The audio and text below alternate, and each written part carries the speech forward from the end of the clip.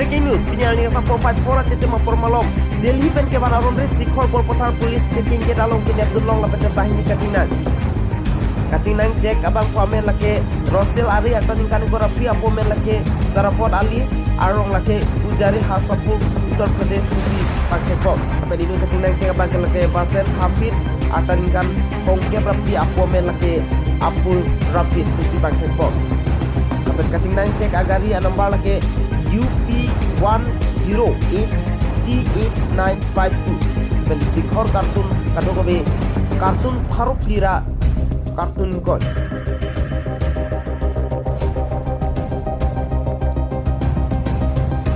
Breaking news, Delhi pen kewan aronre sikhor bolpothar police checking ke dalong kachingna lapen bangso sikhor kewan lake Delhi pen siwan lapen de Dimapur nasi di ponji kisi kardi betel tokru cethanpor bahini kecing nang cek lake Rasil Ali akan ningkami korapo apo men lake Sarafut Ali arong lake Ujari Hasanpur Uttar Pradesh pusi bangket kor lape de ini kecing nang cek abang lake Wason Hafiz akan ningkan hongke rapi apo men lake Abdul Hafid pusi bangket kor lapen kecing nang cek agari registration number lake UP 108 T8952 lapen de sikhor kartun katobe kartun Faruk Lira kartun ingkoi pusi bangket kor.